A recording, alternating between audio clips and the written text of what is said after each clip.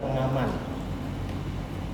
Kapan seseorang, kalau saya gambarkan, kapan seseorang mengeluarkan segitiga pengaman? Nah, tatkala ada sesuatu ya yang dibutuhkan atau darurat, maka segitiga pengaman itu dibutuhkan. Begitu. Apa bedanya dengan Al-Quran sebagai pengaman, sebagai penjaga bagi pembacanya? Maka dimensi Al-Quran yang pertama adalah 17 ayat di awal muqaddimah Al-Quran, Al-Fatihah dengan Al-Baqarah itu, yang saling bertautan, yang saling berkaitan. Kalau kita lihat secara kasat mata, kita baca, apa kaitannya Al-Fatihah dengan Al-Baqarah? Kaitannya apa? Itu butuh penjelasan bukan dari kita, tapi dari Rasulullah. Rasulullah mengatakan Al-Baqarah itu adalah interpretasi dari Al-Fatihah, dari kalimat ghairil maghdub.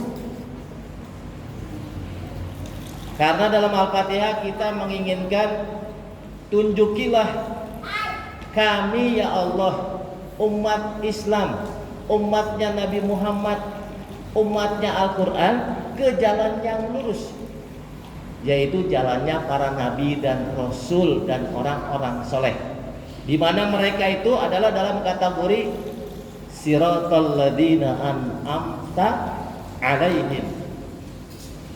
Mereka dimasukkan dalam kategori golongan yang begitu hebat, VIP, sudah disediakan di surga VIP. Siratal anbiya wal mursalin wassalihin. Bahkan ditambah wasiddiqin, orang-orang yang jujur, masuk dalam tatanan kelompok yang VIP nanti. Al-Anbiya, Siratal Mustaqim itu diterjemahkan adalah jalannya para nabi. Berapa ribu nabi? Itu mereka semuanya jalannya lurus. Salah langsung ditegur, salah langsung diluruskan, salah langsung diarahkan, sehingga mereka termasuk perilaku, karakter, perjalanan hidup mereka itu adalah dalam kategori yang dijamin oleh Allah sebagai siratal ladzina an'amta alaihim. Itu yang kita inginkan itu. Ghairil maghdub, bukan jalan orang-orang yang digodok. Apa godok? Dimurkai. Godibayak dabu godoban, murka. Godobullah, murka Allah. Allah memurkai kepada pihak tertentu. Siapa pihak tertentu? Itu yang dirilis dalam surat Al-Kahfi, yang mereka menyekutukan Allah. Allah memberitahu dengan firman-Nya, surat Al-Kahfi ayat berapa nih? Wa yunziral ladzina qalu takhadallahu walada. Ayat berapa? Al-Kahfi, harusnya udah hafal. Ya, 10 ayat tuh harus dihafal tuh, Pak. Itu tengah Al-Qur'an tuh. Sudutnya itu di tengah ya. Kalau segitiga pengaman itu, dimensi Al-Qur'an tuh di tengah dia. Jadi seperti ini. Ininya spidol. Ayat spidol, Kangari. Salah satu tugas Nabi yang diberikan kitab, ya. Alhamdulillahilladzi anzala ala abdihil kitab. Segala puji bagi Allah, ya zat yang telah menurunkan kepada hambanya kitab. Apa isi kitab dan perintah kitab yang dibawa oleh Nabi? Itu liyunzira ba'san sadidan min ladunhu wa yubasyiral mu'minin. Ada kalimat yunziro 2 kali ya dalam surat Al-Kahfi itu. Itu harus dipahami itu. Jadi kita baca paham nggak Al-Kahfi itu sebagai ruqyah? Pertama, Al-Quran atau Nabi diberikan tugas sesuai perintahnya adalah untuk memberikan peringatan keras secara umum, apakah muslim atau non muslim, tentang satu azab, liyundiro ba'san syadidan yang sangat keras, min ladunhu yang datang dari sisi Allah. Nah di sisi lain Al-Quran itu wa yubasyiral mu'minin, memberikan kabar, informasi, berita gembira kepada orang-orang yang percaya, yakin terhadap Al-Quran. Nah kita percaya nggak dengan Al-Quran? Diajarkan tuh oleh surat Al-Baqarah ayat 1, ayat 2 ya. Alif Lam Mim masuk ayat ya. Alif Lam Mim zalikal kitabu la raiba fi. Alif Lam Mim, hanya Allah yang tahu maksud dan maknanya. Walaupun ada beberapa ahli tafsir menerjemahkan alif Allah, lam Jibril, mim Muhammad, begitu katanya. Tapi tidak ada satupun keterangan riwayat yang menjelaskan Nabi memberikan interpretasi ya, interpretasi penafsiran terhadap huruf abjad, huruf misterius disebutnya ya. Ada berapa tuh? Kalau kita petakan dalam Al-Quran, dari 114 surat ada berapa surat yang didahului dengan huruf-huruf abjad? Ibu-ibu udah tamat berapa kali selama hidup? Bapak-bapak tamat berapa kali khatam Al-Quran? Ya khatam aja ya lewat. Tapi kalau kita yang belajar, wah begitu baca Alif Lam Mim di surat Al-Baqarah, begitu baca lanjutannya Ali Imran ketemu lagi Alif Lam Mim. Betul ya? Begitu kita baca lagi di surat ke-29, surat apa? Tuh kalau tanya begitu kan bingung kita. Surat Al-Ankabut, Alif Lam Mim. Ahasiban nasu ayyutraku ayyaqulu amanna wa hum la yuftanun. Itu kata pembukanya. Jadi kalau Al-Baqarah, dzalikal kitabu la raiba fi. Itulah kitab Al-Qur'an. Kenapa dengan kalimat itu menunjukkan isyarat jauh. Itu tidak ini. Tapi terjemahnya inilah kitab Al-Qur'an. Kalau kitabun doang itu maknanya umum, tapi dengan Alkitab maknanya khusus Al-Qur'an. Maksudnya inilah Al-Qur'an. Kenapa dengan kalimat itu dalam bahasa Arab lil bu'di, untuk menunjuk jauh. Itu jauh. Kalau dekat ini. Tapi terjemahnya dalam bahasa Indonesia inilah kita Al-Qur'an. Siapa yang bisa jawab? Itu maksudnya ini. Maksudnya apa? Yang ngejawabnya tafsir Jalalain, Imam Jalalain. Satu imam, satu ahli tafsir, tapi namanya dua. Jadi dia dua imam, dua ahli tafsir digabungkan jadi satu tafsir, namanya tafsir Jalalain.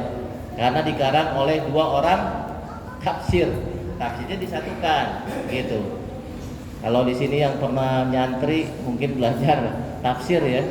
Nah itu terkenal di kalangan pesantren klasik, tafsir Jalalain. Nah di dalam tafsir Jalalain itu disebutkan wal isyaratu, dan isyarat dengan zalika, maksudnya adalah ini yang disebut itu untuk menunjukkan litakzimil Quran, untuk menunjukkan keagungan Al-Quran.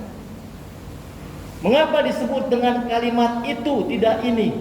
Agar orang penasaran untuk mencari yang mana Alkitab Al-Quran itu, yaitu dzalikal kitabul la raiba fi. Tidak perlu ragu, tidak perlu bimbang, jangan ragu, jangan bimbang tentang kebenarannya yang menjadi petunjuk. Hudan secara umum, secara khusus lil muttaqin. Di sini disebutkan khusus hudal lil muttaqin. Jadi kembali lagi bahwa Al-Fatihah 7 ayat ini adalah ayat untuk menjadi pembuka salat.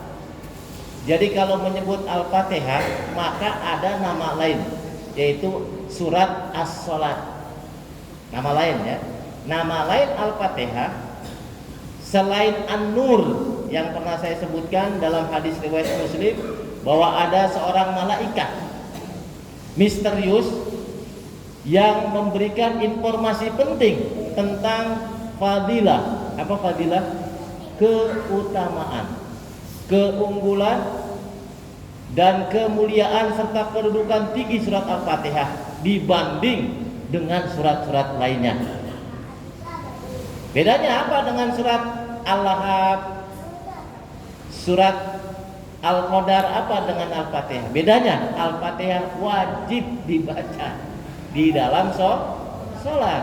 Apakah itu sholat fardu, sholat rawatib, sampai sholat janazah pun ibu-ibu nggak hafal di takbir kedua, ketiga, keempat doanya. Tapi Al-Fatihah wajib dibaca. Contohnya adalah sholat jenazah yang tidak dijaharkan Al-Fatihahnya. Itu hadisnya sahih riwayat Bukhari dan Muslim ya, bahwa Rasulullah menyolatkan jenazah tidak menjaharkan. Walaupun ada sahabat yang menjaharkan. Mungkin maksudnya untuk sebagai pengajaran pemberitahuan bahwa Al-Fatihah tetap dibaca walaupun di dalam sholat jenazah. 7 plus 10, 17. Digambarkan Al-Quran ini seperti ini. Segitiga pengaman. Nah ini Al-Fatihah 1 ya. 2 Al-Fatihah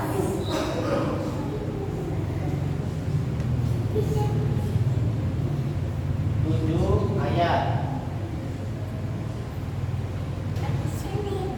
Kemudian 10 ayat pilihan Al-Baqarah.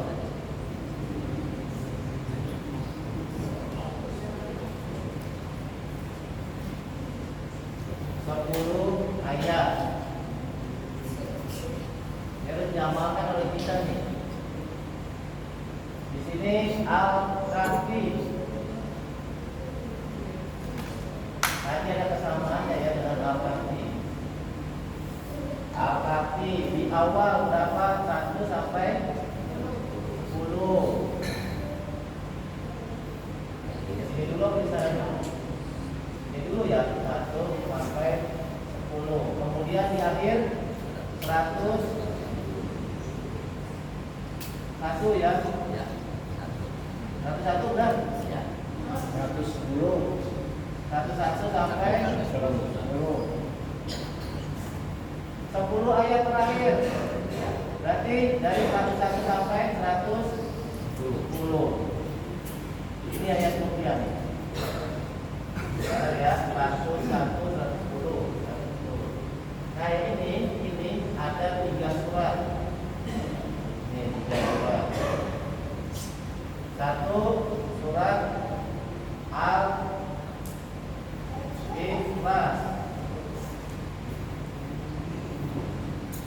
Berapa ayat? Al-Ikhlas berapa ayat? 4. Jangan dilihat dulu, dihafalin dulu. Kalau lihat Quran benar semua.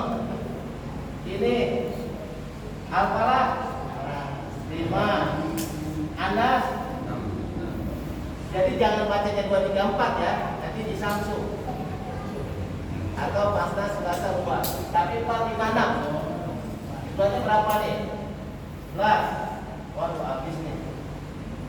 11. Al-Falaq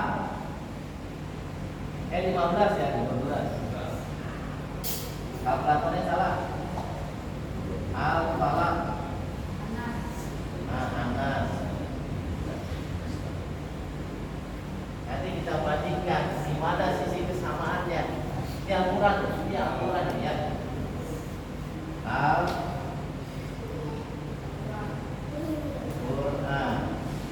Ya gitu ya, Al-Quran 114 surat. Kita lihat nih. Berarti semuanya jumlahnya berapa? Ini yang diajarkan oleh Rasulullah nih. Surat yang lain nggak ada yang disebut Nur, nggak ada Ruqyah, nggak ada. Ya, walaupun ada surat An-Nur ya, surat An-Nur ada.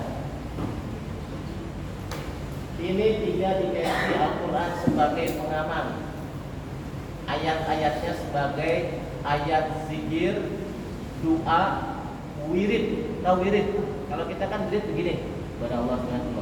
Nah, ayat wirid itu dibacakan. Ayatnya disambungkan dari 7 ke 10 Al-Baqarah pilihan. Al-Baqarah pilihan yang pertama ayat 1 sampai 5 ya. Ibu-ibu silakan dicatat nih. Ini penting ini. Kita ruqyah. Tempat nih, keutamaan Al-Baqarah. Tempat. Fasilitas, tempat kerja, tempat dagang, tempat usaha. Karena ada aja yang iseng. Benar nggak? Terus kita mau ngadu kemana? Ke Allah melalui bacaan ayat-ayatnya. Jangan minta ke dukun. Balas lagi suruh dukun. Terus ya, ini ayat ruqyah yang harus kita baca. Ruqyah tempat rumah. Keutamaannya sudah jelas kata Rasulullah. Di antaranya surat Al-Baqarah jika dibaca di dalam rumah, maka setan, jin dan sebangsanya yang jahat, yang suka mengganggu akan lari terbirit-birit. Mengapa Al-Baqarah menjadi ayat ruqyah? Di dalamnya ada ayat teragung. Betul. Mengapa Al-Fatihah surat menjadi ruqyah? Karena dia surat teragung. Nah, itu rahasianya di antara yang harus kita pahami. Ya. Al-Fatihah memang kita baca minimal 17 kali. Itu sama dengan wirid. Cuma dalam sholat. Zikir Al-Fatihah, zikir 10 ayat Al-Baqarah. Wirid sama juga berdoa melalui ayatnya. Untuk apa? Sebagai cahaya. Ada kesamaan nggak dengan Al-Kahfi dari hadis-hadis yang sahih? Ada. Al-Fatihah yang diajarkan oleh malaikat misterius dalam hadis sahih Muslim, ya, nomornya berapa itu? 2690 atau berapa nomornya itu? Hadis Muslim. Itu disebutkan bahwa Rasulullah diberi 2 cahaya, 2 nur. Satu nur pertama adalah surat Al-Fatihah. Nur yang kedua adalah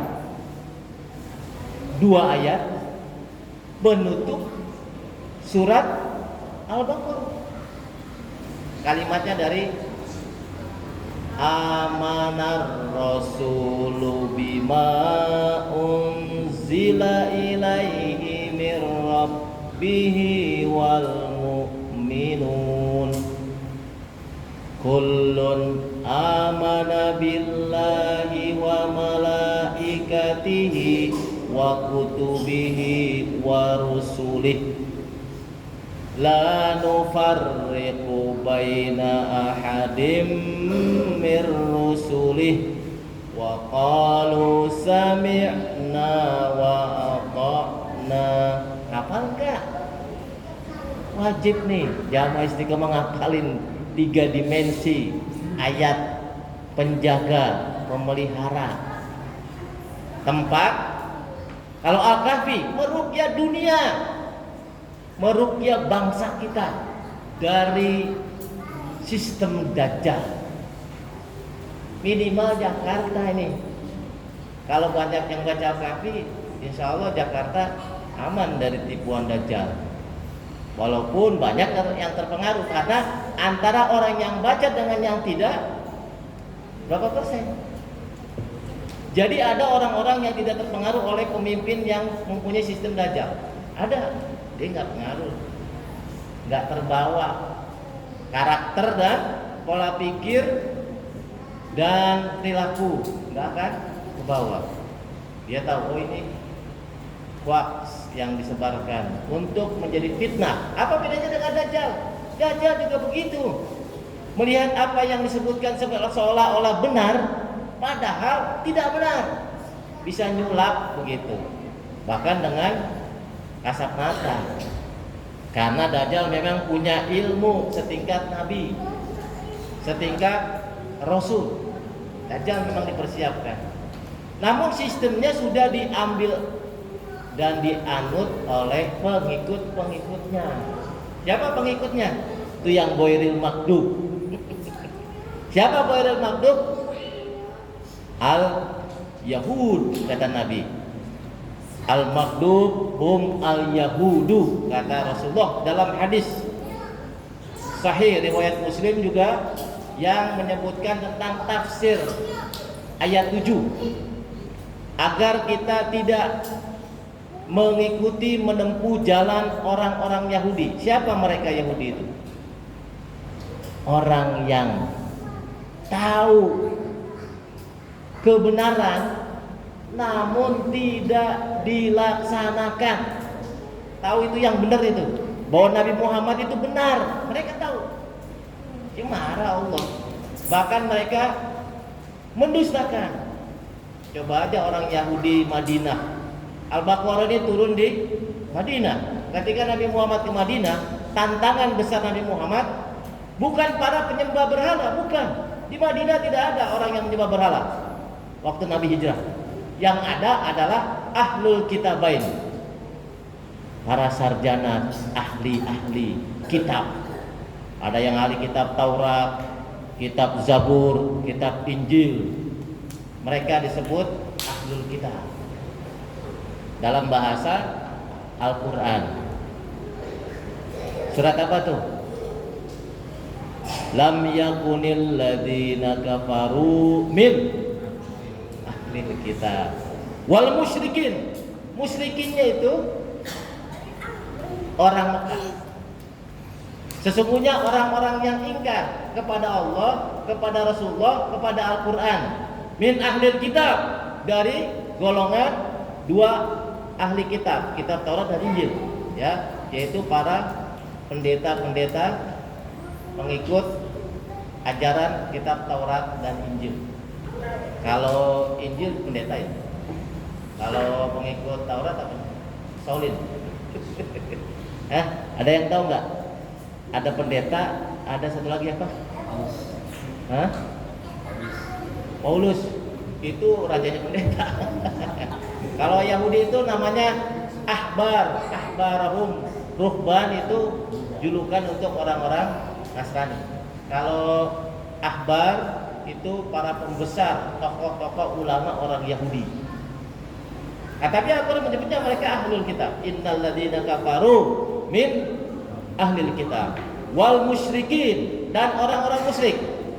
Siapa orang-orang musyrik? Yahudi termasuk musyrik. Mengapa? Dia tahu Allah tidak punya anak, tapi mereka mengatakan nabinya, Nabi Yahudi Uzair itu anak Allah. Wa qalatil yahudu Uzairon ibnullah. Langsung dicatat tuh omongannya oleh Allah tuh, Al-Baqarah. Nabi diberi Al-Baqarah, banyaknya berapa ayat? Untuk menghadapi para ulama, tokoh-tokoh Yahudi, diberi ilmu. Nggak kira-kira ilmunya 286 ayat, paling banyak. Yahudi ini pintar sampai sekarang, pintar bersilat lidah, pintar tipuannya, karena dia jadi pengikut Dajjal. Jadi kita baca Al-Kahfi agar juga tidak tertipu oleh Yahudi, karena Yahudi adalah orang-orang yang membackup akan munculnya Al-Masih. Dia dibalik tuh. Kalau Dajjal bagi mereka adalah seperti Isa bagi orang umat Nabi Muhammad. Jadi dibalik. Jadi penolong itu sang penolong adalah Mesia ad-Dajjal. Justru Nabi Isa didustakan oleh mereka. Padahal Nabi Isa adalah nabi terakhir dari golongan Bani Israel. Jadi nabi terakhir dari golongan Yahudi, Bani Israel, adalah Nabi Isa. Tetap mereka dustakan, mereka ingkar. Itu ada rencana pembunuhan terhadap Nabi Isa siapa? Itu orang Yahudi, oknum-oknumnya. Akhirnya Allah angkat Nabi Isa. Inni mutawaffika, aku akan angkat engkau Nabi Isa ke atas langit. Jadi Nabi Isa belum meninggal. Nanti di akhir zaman akan ada dua Al-Masih. Al-Masih itu dalam bahasa Arab Indonesianya adalah yang menghapus. Nasaha yamsahu, mengusap, menghapus. Kalau orang Betawi bilang ngapusi. Yang suka ngapusi. Pak Haji Toto tahu yang ngapusi. Ya, itu Al-Masih. Tapi Al-Masih di pada Dajjal itu tepat artinya orang yang kerjaannya ngapusi orang lain dengan sistem, dengan sifat, dengan ilmu. Jadi kalau ngebohong harus dengan ilmu gitu. Jadi kalau mau diterima kebohongannya harus dengan ilmu ya. Benar nggak ibu-ibu? Ibu-ibu suka dibohongin oleh tukang ini ya, yang demo itu. Dia pakai ilmu, bisa terpengaruh kok, pakai ilmu dia. Tapi kita tertipu, padahal itu ilmu, tertipu kita. Nah, berarti dia nggak baca Al-Kahfi. Kalau baca Al-Kahfi itu ada pancaran. Mengapa Dajjal takut sama orang yang baca Al-Kahfi? Dan dia tidak akan bisa nembus pengaruhnya, karena orang yang baca Al-Kahfi berdasarkan hadis sahih, dia akan mendapatkan cahaya antara dia dengan Ka'bah. Ka'bah itu cahaya. Jadi ada konek cahaya dia ketika baca Al-Kahfi dengan Ka'bah. Cahaya Ka'bah itu cahaya dari langit, ujung langit. Cahaya ujung langit adalah cahaya Allah. Jadi 3 dimensi, dia, Ka'bah, dan Allah. Allah itu nurus samawati wal ardh, surat An-Nur. Allah adalah pemilik cahaya. Jadi cahaya Allah diberikan di Ka'bah. Ka'bah cahayanya mancar, saling memantul kepada orang yang baca Al-Kahfi. Maka di antara keutamaan membaca Al-Kahfi bukan pada hari Jumat saja ya. Jadi tidak boleh mengkhususkan pada hari Jumat, karena kalimat analisa pada ahli hadis disebutkan fi lailatul Jumat atau yaumul Jumat bukan sabda Nabi. Itu yang benar. Jadi kalimat setiap hari Jumat atau malam Jumat bukan dari sabda Nabi. Itu harus dicamkan. Itu perkataan Ibnu Mas'ud. Sahabat. Jadi tidak boleh mengkhususkan, karena Nabi tidak pernah mengkhususkan malam Jumat harus Al-Kahfi. Kapan saja. Karena tiap hari juga dibutuhkan. Kita merasa tertipu kok setiap hari oleh sistem yang ada. Sistem itu yang dibangun oleh penguasa. Jadi meruqyah dunia, meruqyah negara, meruqyah kota dengan surat Al-Kahfi. Mengapa Ashabul Kahfi selamat? Dia baca ayat ruqyah, Rabbana atina min ladunka rahmah wa hayyi lana min amrina rasyada. Itu ayat pemungkasnya dari ayat 1, kemudian pemungkasnya ayat 10. Ya mudah-mudahan hafal ya. Ibu-ibu kayaknya udah hafal duluan ya. Kalau yang 10 terakhir gimana ibu? Belum. Makanya hadisnya siapa orang yang hafal 10 ayat di awal surat Al-Kahfi. Tapi kalau 10 ayat terakhir siapa orang yang membaca. Kalau baca mah gampang tuh. Coba kalau dihafal 10 ayat terakhir, jarang yang hafal. Kelas tingkatan Ustadz juga belum tentu apa 10 ayat terakhir Al-Kahfi. Apalagi full 110. Ini hadisnya sahih riwayat Muslim. Man hafidho asyra ayatin min awwali suratil kahfi usima min al-masihid dajjal.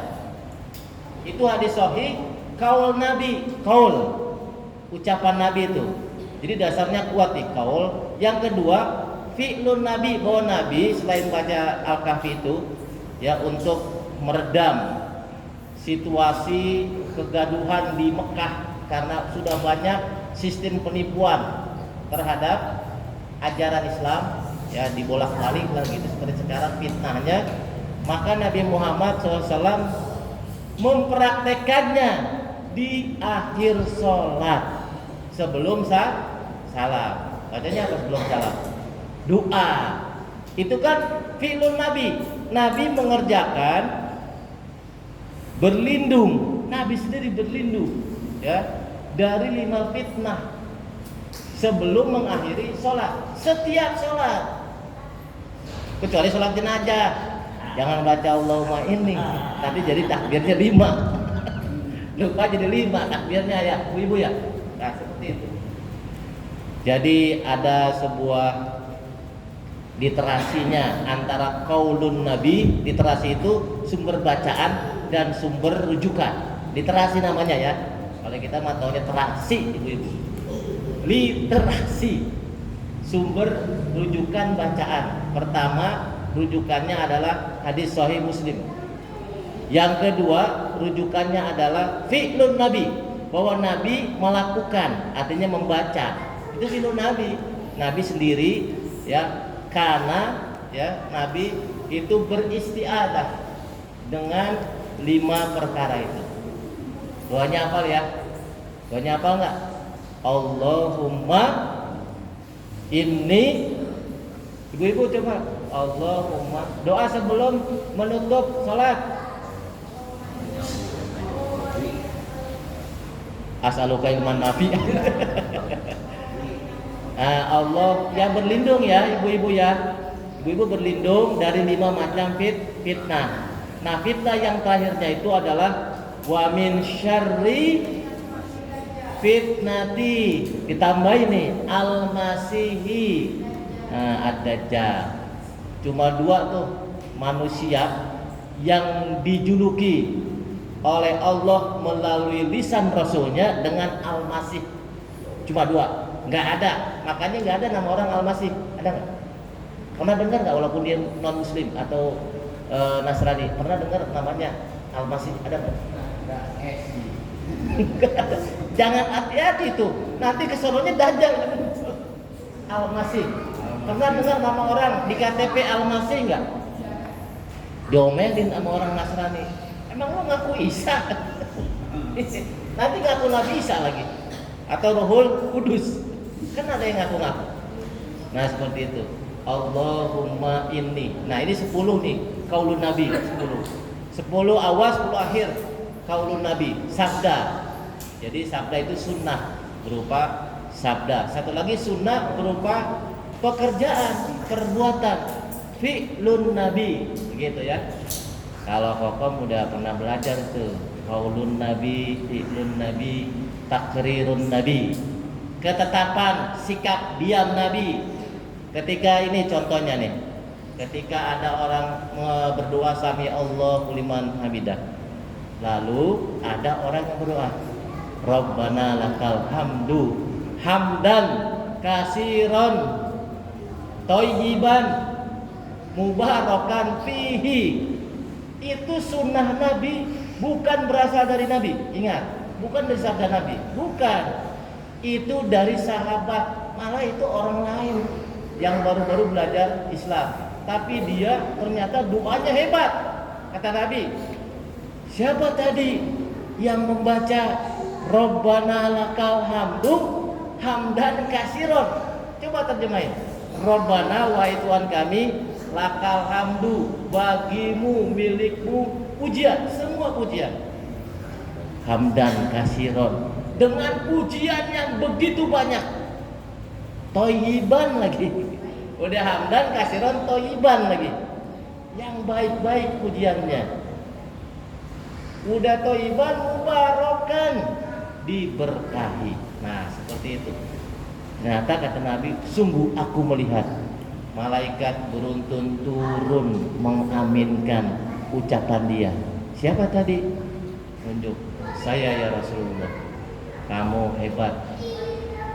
Itu ucapan orang lain, tapi jadi sunnah karena ketetapan Nabi. Jadi balik lagi kesimpulannya bahwa ayat-ayat ini harus kita hafal. Ya minimal 10 deh di awal. Terakhirnya sembari berjalan ya. Mudah-mudahan kita diberikan kemudahan ya agar bisa mudah menghafal ayat-ayat Al-Qur'an yang sudah kita pahami ini. Oke, saya cukupkan demikian. Insyaallah tanya jawab ada 5 menit ya. 5 menit ada ya. Demikian nanti ditampung oleh Saudara Dedi.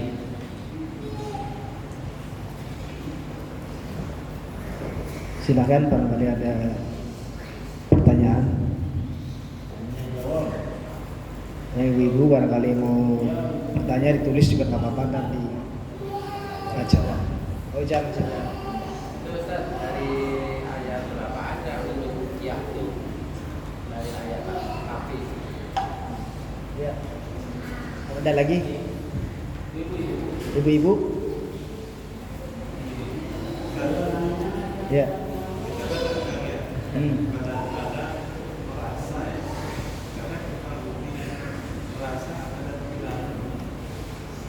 Merasa? Ya.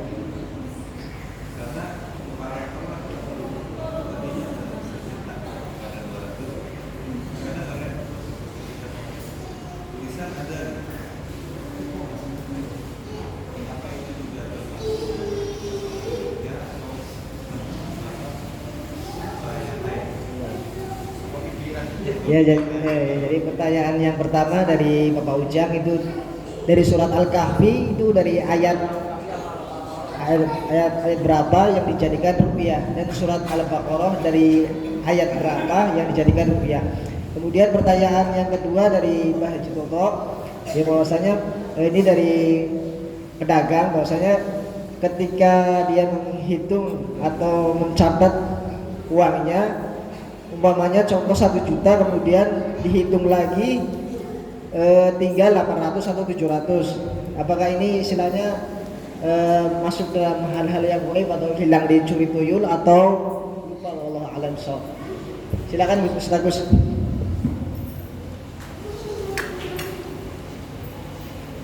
Baik, jazakallah khairan katsiran kepada satu penanya Bapak Jitoto dan Bapak Ujang. Jadi Bapak Ujang, mana Pak Ujang? Pak Ujang nanyanya ayat berapa? Di Al-Baqarah atau Al-Kahfi? Dua-duanya. Al-Baqarah dulu ya. Ya, Al-Baqarah itu 10 ayat pilihan, itu 1 sampai 5. Dari Alif Lam Mim sampai wa ulaika humul muflihun. Ini udah ada jaminan dari hadis Nabi tentang 10 ayat ini. Kemudian ditambah dengan ayat ke-255, yaitu ayat kursi. Ya, jangan ingat kursi kalau baca kursi. Kalau pejabat ya ketika mau nyalon baca ayat kursi. Udah menjabat lupa ayat kursinya. Kursinya yang ingat, ayatnya lupa. Ayat kursi dan 2 ayat setelah ayat kursi. 2 ayat setelah ayat kursi itu, 1 la ikraha fiddin. Itu saya baca, sering saya baca, itu sengaja sebagai sosialisasi ya. Jadi yang pertama Allahu la ilaha illa huwal hayyul qayyum sampai wa huwal aliyyul azim. Nanti kita bahas itu ayatnya itu nanti insyaallah. Itu luar biasa itu ayat. Keagungannya di mana sih ayat kursi itu? Perlu kita tahu. Keagungannya di mana? Ayat kursi itu disebut ayat kanzul ars. Kanzul ars itu perbendaharaan ars, di bawah ars ayat kursi itu. Ditempatkan yang sebelum diberikan kepada Nabi Muhammad melalui malaikat Jibril. Jadi ayat begitu dahsyat. Makanya ayat teragung itu disebutnya. Nah, itu ya. Jadi Allahu la ilaha illa huwal hayyul qayyum sampai akhir ayat wa huwal aliyul azim. Itu 1 ayat tuh 255. Ditambah ayat berikutnya 256. La ikraha fiddin. Karena di situ ada nilai Ada perbandingan antara rusyd dan ghoi. Apa rusyd? Rusyd itu petunjuk, sama dengan rasyada, sama dengan hudan, hidayah. Ghoi itu sama dengan dolal, kesesatan. Itu dua, ya. Yang mana dua-duanya itu memang ada di dunia ini. Ada petunjuk, ada kesesatan. Ada yang lurus, ada yang bengkok, seperti itu. Nah, kemudian dilanjutkan dengan ayat terakhir, dengan mengembalikan kalimat Allah, mengulang kalimat Allah 2 kali. Nah, jadi Allah di 255, kembali lagi di 257-nya, Allahu waliyul ladina amanu. Nah, itu pernyataan kita, ya. Kalau kita baca ayat itu berarti kita menyatakan bahwa Allah itu wali. Apa wali? Penjaga, pemelihara, pemimpin, penganut. Yang memberikan sifatnya wali Allah itu apa? Penjagaan kepada orang-orang beriman. Maka Allah adalah waliyul ladina amanu. Apa pekerjaan Allah? Yukhrijuhum minaz zulumati ilan nur. Kembali lagi ada dua hal yang saling bertentangan. Minaz zulumati ilan nur. Dari kegelapan kepada cahaya. Kalau tadi dari petunjuk kepada kesesatan. Itu kan istilah namanya bahasa, peribahasa, ya, peribahasa Arab. Kalau untuk kesesatan gelap, kalau untuk petunjuk terang atau cahaya, seperti itu dua-duanya. Nah, baru setelah itu kan 3 ya, 5 ditambah 3 ya, ibu-ibu berapa? 8. Ditambah 2 ayat penutup surat Al-Baqarah. Maka disebut khawatim. Khawatim, ayat-ayat penutup surat Al-Baqarah. Khawatim itu ya. Ayat-ayat penutup surat Al-Baqarah. Jadi dari kalimat amanar rasulu dibaca saja di waktu setelah sholat subuh, mau usaha, mau jalan, dibaca nih ayat ini nih, ya. Al-Fatihah dulu sebagai pembuka, sebagai surat teragung, dibacakan sebagai syifa. Apa syifa? Obat. Dan juga sebagai ruqyah, sebagai nur. Itu yang dijuluki oleh Rasulullah sebagai sab'ul matani. Apa? 7 ayat yang diulang-ulang. Nah, nanti ada kalkulasinya tuh. Kenapa 7 dilipat gandakan 7 sama dengan 49? Ternyata ada jawabannya dalam surat Al-Fatihah. 49 itu. Nah, kemudian Al-Kahfi 10 awal, 10 akhir dibaca ya, dilihat. Itu sudah.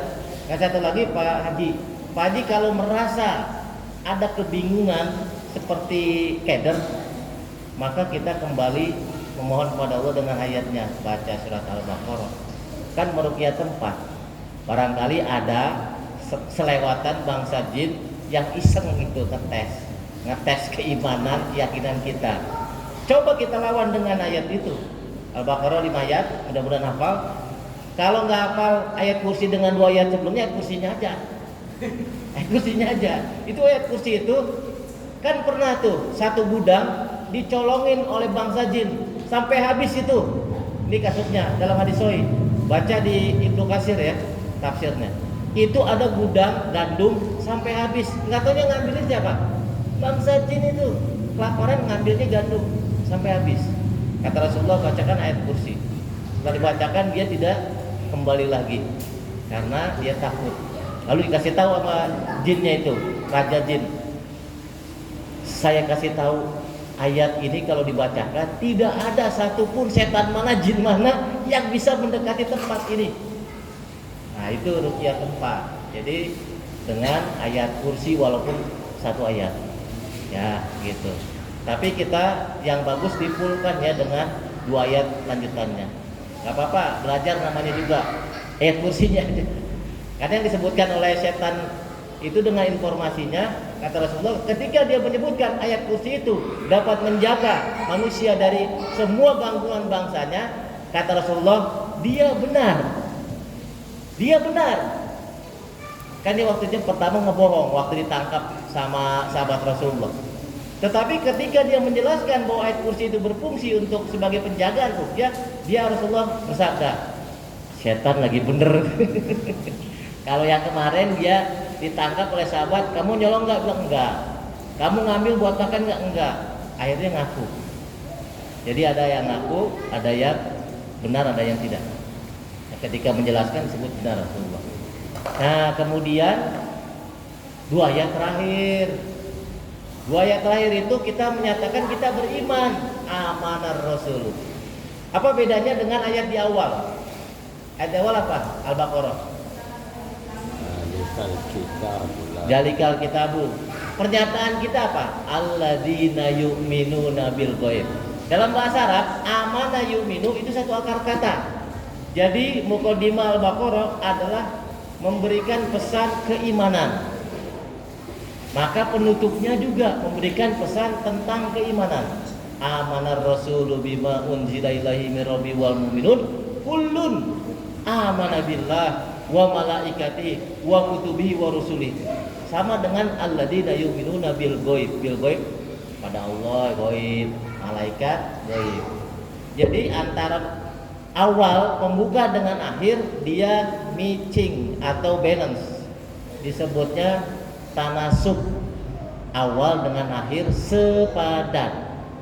Makanya menjadi ayat ruqyah yang sempurna jika dibaca 10 full. 5 ayat pertama, kemudian ayat kursi dan 2 ayat berikutnya 255, 256, 257, kemudian 2 ayat penutup. Mengapa? Karena 2 ayat penutup itu adalah isinya doa. Doa. 7 permintaan dalam 2 ayat itu. 7 permintaan. Nanti kita bahas ya. 7 permintaan dalam 2 ayat itu. Itu ayat 2. Apa bedanya dengan Al-Fatihah sebagai doa? Oke, itu aja ya Pak Haji. Jadi kita lawan dengan ayat-ayat suci Al-Quran. Gajan silakan. Itu disiarkan Ustaz ya? Enggak, diwiridkan aja, share nggak apa-apa. Kalau mau dijaharkan ente dalam sholat. Yang didengar.